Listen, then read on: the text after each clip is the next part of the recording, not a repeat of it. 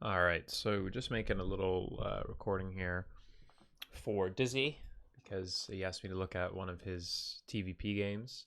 So I wanted to quickly go through and just analyze the major things that I noticed in this game with regards to a couple main issues. I would say macro being the fundamental issue, as it always is with Diamond and below. Um, and then maybe some decision making and late game transition stuff later on. So I'm just going to watch this from Dizzy's perspective and comment on everything that I have noted. Now you can see my notepad notes on the right there to help you keep track of everything. I might miss those. I can't actually see those, but um, those are just to make sure that we don't miss anything overall.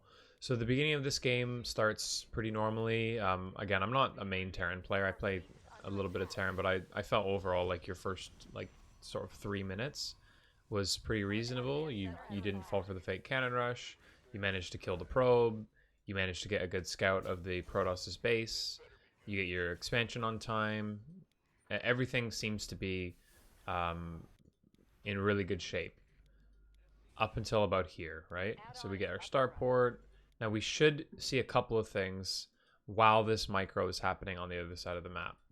And if however much micro you're able to do with this Reaper, you need to scale it back based on how much production you end up missing. So we should see constant SCV production. We should see constant mine and marine and everything production. You've only got 3 production buildings. These should be constantly building things. And then we shouldn't get supply blocks. So those are the sort of 3 things we're looking for, especially in this early game. The first like sort of 7 minutes, we shouldn't really be missing any of those things. If ideally, of course, everybody does. Little mistakes here and there, not a big deal.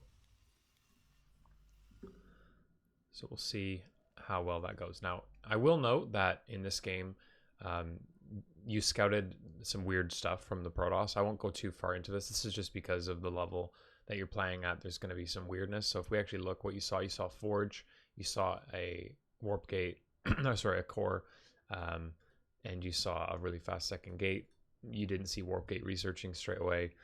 This is just a really weird build that this guy's going for. He's gone for a very fast Forge, which has meant that he had to delay his gateway unit and warp gate. And he's also built cannons in his mineral line. Now, once you know about this, you're immediately free to take a third. Immediately. It would be my reaction to seeing someone build 2 cannons straight away, because these cannons are never going to be attacking you. His pressure is going to be late. He doesn't have any tech, anything to threaten you, so you could just build a third on location here. I don't really see a reason why not. 150, 150, and 100 minerals here, 150, all going into this. Is you can just basically go, okay, cool, free third base, win the game. But barring that, that's not the biggest deal. I think you still end up going for a 3-1-1, so it's not the biggest thing in the world. But if you see someone going for fast forge early game and you see them build cannons, I mean, just build a third immediately, in my opinion, because that's completely useless.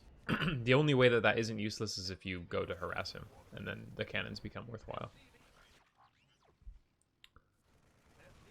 Okay, so yeah, cleaning this up. I think you're trying a little too hard to go for a poking damage while there's still an adept. I would say priority 1, always deal with the stuff in your base first before you go poking. You don't end up losing these. I think you do a pretty good job. But the main thing that we're noticing here is that while this is all happening, so if we go back just a little bit, you're doing 2 things. You're dealing with the adept, and you're poking with your Reaper Hellion. But the thing that we're missing is SCV production. So on this we see a little gap there, and then a little gap there, and then now we're starting to see a really big gap where there's just no SCVs being built. Finally, we start 2 SCVs up again. Now you might think, oh, that's not that big of a deal, right? That's not too big of a gap. Now I have some benchmarks on here of what you should be looking for in terms of workers, and by 4:30 we should have 40 workers. So by 4:30, we look at how many workers we have. We are actually on. Now these numbers might be off. I think they're pretty close though. We should be 10 workers up right now. So given how the Protoss opened, given how everything happened, the difference between you being ahead and behind at this point is just your own worker production. Nothing has happened yet. not really, and you're behind 10 workers. So this is your number one most important priority. You're gonna lose to stuff that you hate losing to because it's gonna seem like, oh, why was he able to do this? But the reason why he was able to get away with the stuff he was getting away with is because you weren't able to punish him because you didn't have as much stuff as you needed to have. So that's definitely the biggest priority.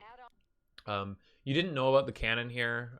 Going for the Widowmine drop when he's gone for cannons. This is literally exactly what the cannons are for. But you still managed to get some kills with this, so I think this is nice. And your build looks fine. I'm not an expert on Terran builds, but this looks like a pretty normal 3-1-1. You're going to get your stim and everything ready for a very scary 7-minute timing. I've always thought your pushes overall, Dizzy, are pretty good. It seems like you're going to get +1, combat shield, stim, and a couple medevacs for this timing, along with a Raven and a tank. So, I mean, this all looks really good to me. The main issue that we have here is, again, the worker production. So by 5 minutes 30, we should have 50 workers, but we only have 36. So everything in this is just going to be a little bit neutered compared to what it could be. And so that's going to be the main thing. Now we're building a third CC, which is not on location, so it's not like we're really worried too much about getting the third base going.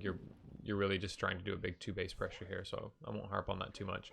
It's all about making this push as scary as it can be. I believe that this push is supposed to be hitting at the Protos's base at 7 minutes. So we really should be there now. So everything here just seems a little bit late. I'm fairly certain that this is meant to hit at 7 minutes. If I'm wrong about that, then I'm wrong about that. But I thought that this 3-1-1 push, this sort of standard 3-1-1 with a little Widowmine drop, is supposed to be here at 7 minutes. And you can imagine if you were here right now with this, right? And I mean, you're floating 700 minerals, so you should probably have a few more Marines and Marauders too. But if you were hitting right now with this, he's dead, right? He doesn't hold. He's got 2 immortals. He's making adepts for some reason. Oh, I don't know. It just seems weird. He's going for shield upgrades. I mean, this guy's playing a bizarre version of Protoss. But we do end up hitting with this. We're taking our third base and everything. That's fine. We still only have 44 workers at 725. 720 for reference. I looked up some benchmarks, and I don't know how reliable these are, but I thought they said 70 workers by 7:15 if you build a third base at 5 minutes. And so instead of 70 workers, we're down to 46. And again, we've had no interaction with our opponent right now. Now, is 70 workers realistic by now? I don't know. I feel, but the point is that definitely there's fewer workers than there should be. So we go for this push. Now again, I'm not an expert on the Terran pushes. I am under the impression that there's a couple of goals that we have with this. This is what tends to happen to me against Terran players. They siege up, they gradually creep up, and they keep the Marine Marauder ball back. And the whole purpose of this Marine Marauder ball is going to be to protect these tanks, while the tanks really do the heavy lifting here. And the Raven is here for a crucial disable or an anti-armor missile. I think an anti-armor missile here is going to be a really big deal, especially if you get it right in the middle of this pack. And then maybe a disable on an immortal could be good, and then maybe an auto turret. I'd say those are probably that would be my guess, the priority. So let's see how this goes. So we end up getting an arc on this Nexus here.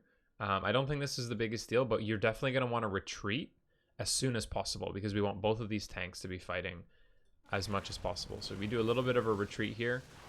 We could be stimming here, but we don't have stim, so you got to be very careful that you don't have any of this fight happening before stim happens. Now, while this is happening, this is a perfect opportunity for you to drop an anti-armor missile right in the middle of this pack. And if you do that, you'll be able to zone him out. You'll either fight, and it'll be a winning fight, or you can kill the Nexus and then retreat. That would be the two things. But the anti-armor missile, I think, is going to be the biggest deal here.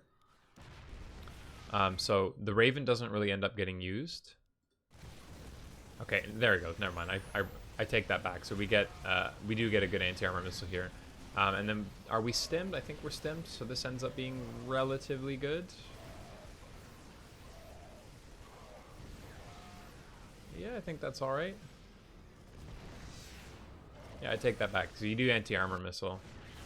I think this would probably be the time to retreat though. You're fighting into a battery. He's still got 2 immortals, and you have a handful of bio left.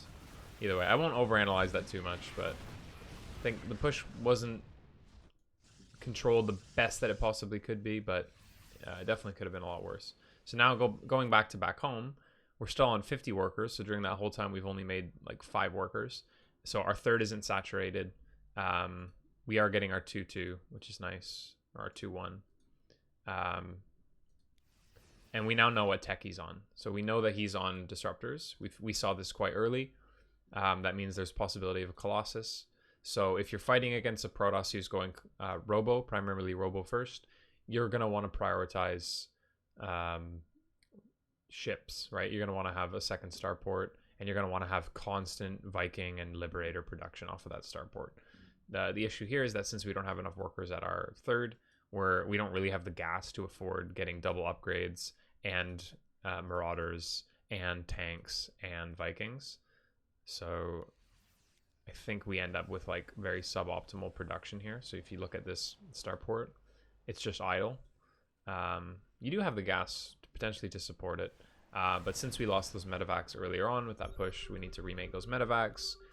We still don't have a second Starport coming down. We're building a Ghost Academy before the second Starport, which I think, again, I'm not a main Terran player, but I think this is a mistake, given that he's going Robo. You don't need the Ghosts just yet. You really need the ships, especially as you're investing in ship weapons. And the crucial thing for ship weapons is you want +2. I think that's when they like 2-shot stalkers or whatever. So yeah, but you do end up going for that. But again, I think you're prioritizing the wrong thing. I think getting the Starport earlier and getting a really healthy Viking and Liberator count is going to be a lot more effective in this type of game where you're playing against Liberators and Colossus. So we now finally have sort of decent saturation on our third, but we definitely would want a 4th base now.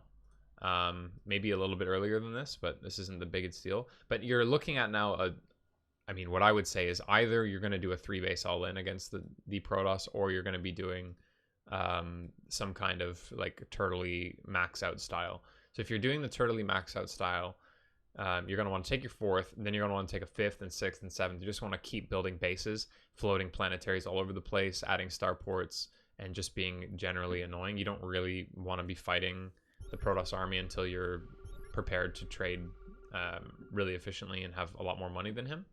So at this point, you're kind of either doing an all-in or you're trying to turtle the late game. And it seems like you don't really do either. So we try and fight the Protoss here, but the Protoss' army is like ridiculous at this point, and all you're going to do is lose your medevacs if you poke against stuff like this because of Blink. So Protoss ends up getting quite a few medevac snipes here, chases you all the way to your third. You, again, don't have any Liberators. You only have 4 Vikings at this point. Despite the fact that you've known about the Robo Bay since like very, very early in the game. Like your first mine drop spotted this Robo Bay, and at 11:32 we still only have 4 Vikings. So that's going to be a problem. And then if we look at the Starports during this entire engagement, while you're poking on this side of the map, you are not actually building Vikings. So we've only built 4, remember. So there's our 4th one coming out here. And then we just have an idle Starport, an idle Starport.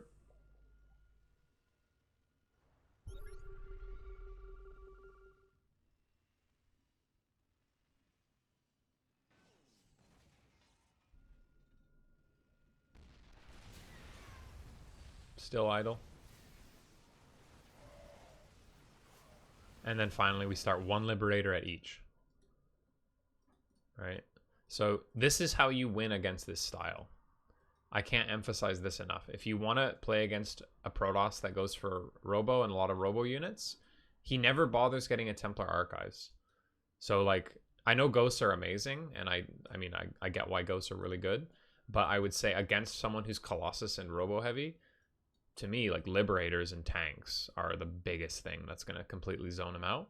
And Vikings are a big deal because we want to be able to snipe those Colossus really easily, but we just don't have any of those. So we're stuck on like a largely bio army, and as a result of that, we're not able to take a fight at our third.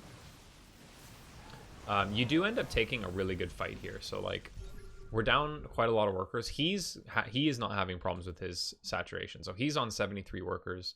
He's got a 4th base. He's gonna go for a 5th base, and I know Protoss is generally supposed to be ahead, but there does need to reach a point where we have 70 workers of our own, and we've got 4 or 5 bases, that sort of thing, and we just never really get to that point. The other thing I would like to see is ship weapons level 2. Again, that's that crucial breaking point, but we still don't end up starting that. You do go for the Starport with the extended lib range, which I think is cool, but that would only be good if you had lots of liberators to take advantage of it, and we just don't have enough of those.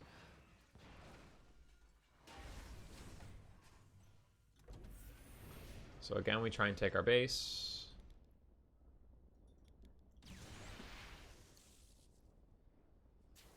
Turn this into a planetary. We'll get some sieges, and I think you take a really, really nice fight here. So he goes in, and he, like the brain dead Protoss he is, he's up 131 supply. Now, I would say for most people looking at this would say if you're up 40 supply against a Terran at 1530, you are probably just gonna win, right? This is a one game. This is GG. You managed to actually win this fight, which is pretty nuts. So he decides to fight into this choke point. This is completely brain dead. He just moved commands into you. He moves into liberators, and you get a nice big EMP on everything. And I think you basically clean everything up. It takes a while, but with the planetary's help, you've evened the army supply, and in fact, you're ahead in army supply now. So this is a really big deal that you went from being behind in army supply to ahead, even though technically he's running over your natural here with a bunch of stuff. He has won here for sure. He has thrown his army away here. So this is actually really nice for you. As long as you can clean this up in a relatively quick manner, you'll be in good shape.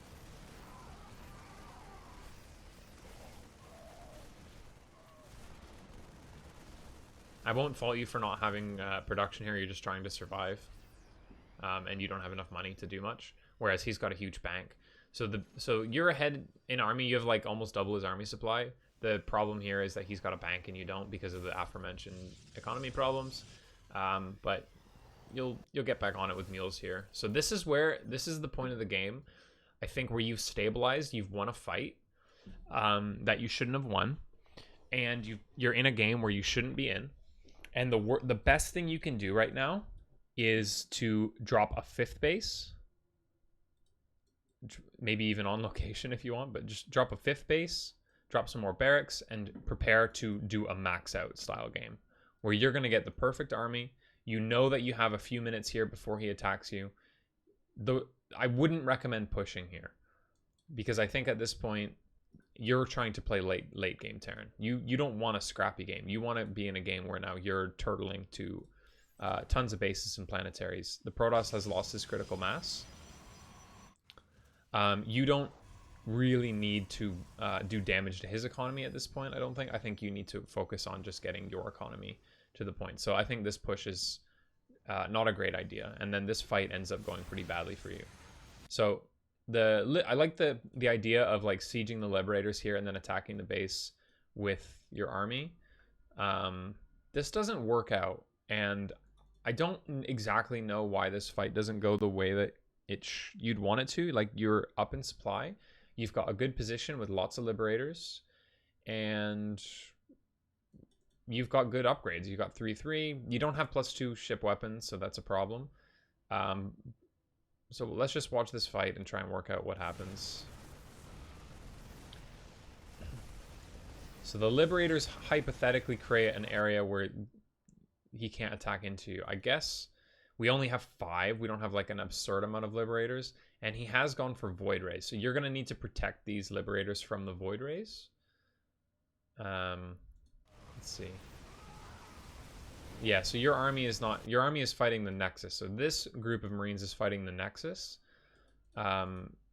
whereas this group is fighting this army. So he's kind of fighting his perfect fight here. He's fighting your Liberators on their own while your army is fighting a Nexus, and then this group of army is fighting Zealots. So I think you need to make sure that when you're sieging something up, you protect your siege units. It's okay to siege this base to force a reaction, but as soon as he starts to commit, you need to pull these units back over here and protect these Liberators. I think if you have an arc like this around these Liberators, and then you kite the Zealots through here, so you make the Zealots charge into the Liberator zones, and then you kite them in the Liberator zones, this is a very different fight. I don't know that you would have won this fight if you had done that, but I can tell you for sure that you don't want to have his army fighting just your Liberators. You want to be able to have your bio to protect that. And so you even like click on the Nexus at one point. So again, this is just I would say an overall miscontrolled fight.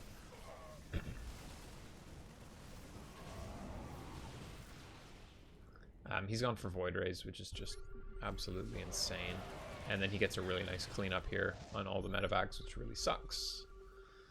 But again, while this was happening, we could have had our fourth base like mining if we had built it sooner, right? We could have we don't want to take a fight in the late game until we're prepared to remax instantly. And looking at our army, we are not prepared to remax instantly. We are on, let's see, 5, 6, 7, 8 barracks, which is not enough barracks. We weren't maxed when we attacked. We only have 2 starports, and we only are now finishing our 5th base. And so really at this whole time, the Protoss is mining off of really 3 mining bases, and you're mining off of 1.5, because this is half, and then you've got this one. So you need to be a lot more aggressive at taking bases in the late game, and you don't want to fight until you're ready to like completely trade out your army and rebuild it. Your army was too fragile at that point, I think, to take a fight anyway. It could, if it was a winning fight, it would look better.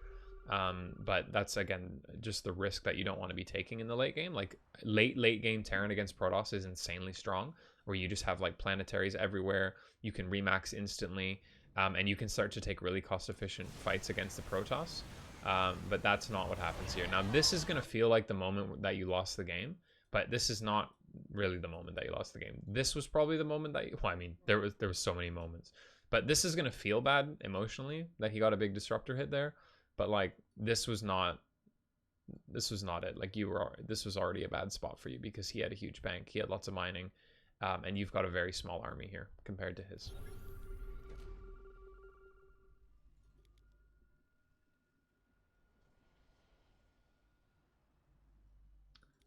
All right, let's just quickly go through this. This video's gotten quite long, but from this point on, I think Protoss just has like a little bit too much. He's got a bank, and now you're going to complain about the disruptor hit.